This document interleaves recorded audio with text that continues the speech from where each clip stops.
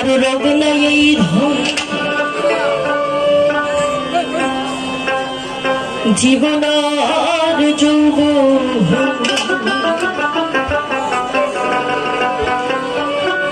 ওরে তবে কেন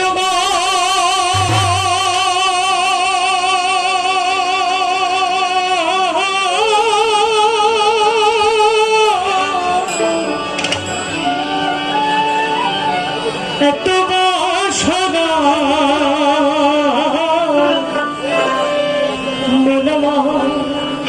ফকির লালন শাহের প্রত্যেকটি বাণী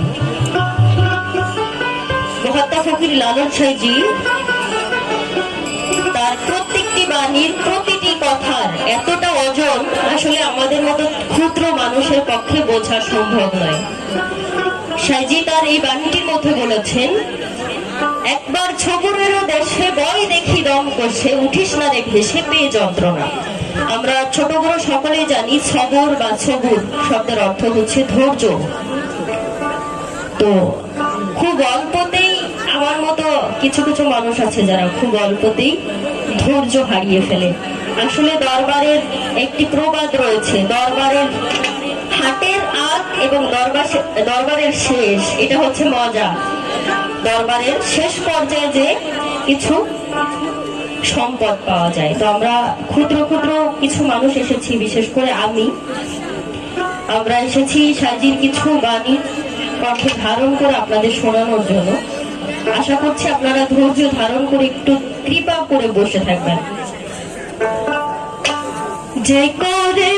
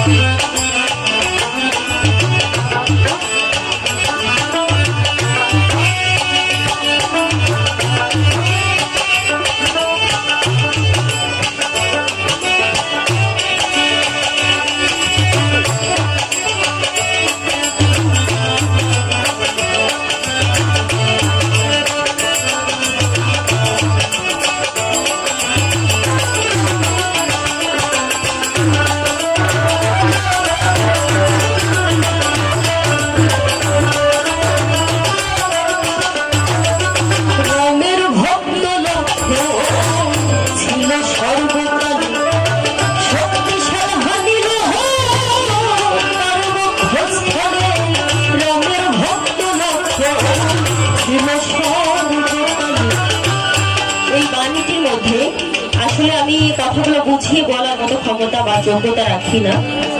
সাইজি যে সকল মনীষীদের কথা উল্লেখ করেছেন, যেমন কর্ণ রাজা বা রামের ভক্ত লক্ষণ, এই যে যারা দয়ালের ভক্ত ছিলেন, তারা এতটাই ভক্ত ছিলেন যে দয়াল কর্ণ রাজাকে যখন বলা হয়েছিল তোমার পুত্রকে জবাই করো বা দয়ালের নামে দান করে দাও, বলি করে দাও, তিনি কিন্তু একটি বারও ভাবেননি যে আমার পুত্র আমার কলিজার টুকরা। এটা কিন্তু সে ভাবেনি, সে ভেবেছে আমার দয়াল চেয়েছে। তো আমার মতো কিছু মানুষ আছে বা আমি, দয়াল যদি বলে যে মা আজকে এই কাজটা করো না, আমি কিন্তু ওইটা 5 মিনিট পরে ভুলে যাই।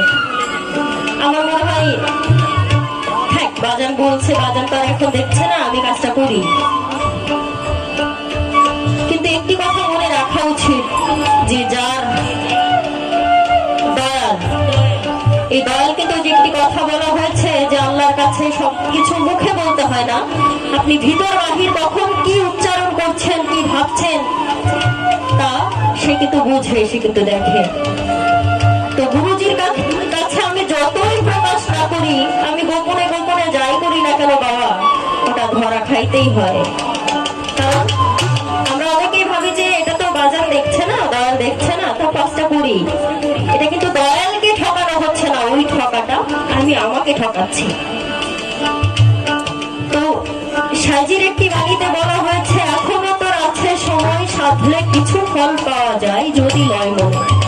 তো অনেক সময় পড়ে রয়েছে, এটা ভেবে যারা ভাবছি না এখনই গুরুর হাতে হাত দিয়ে কি করবো, আরো সময় আছে, কিন্তু সাইজি তার আরেকটি বাণীতে বলেছেন সময় গেলে সাধন হবে না। আসলে সময় থাকতে সময়ের কাজ করা উচিত। একটা মানুষের যখন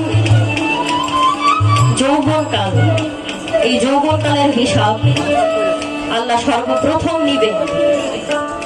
তো সাইজি এই বাণীতে যে কথাটি বলেছে, কারণ রবে না এই ধন জীবন আর যৌবন, তবু কেন মন এত বাসনা।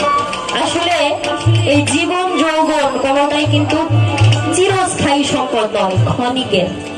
আর আমরা ক্ষণিকের সম্পদের তাড়নায় পড়ে পৃথিবীর যত অকর্ম আছে, অকাম আছে আমাদের দ্বারা হচ্ছে।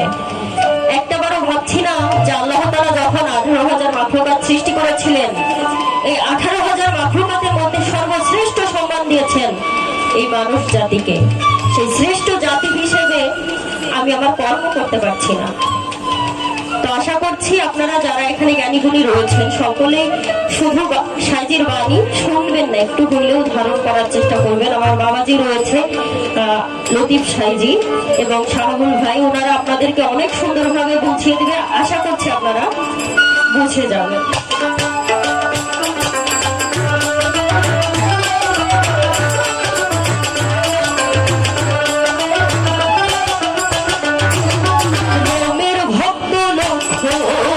ছিল সর্বকালে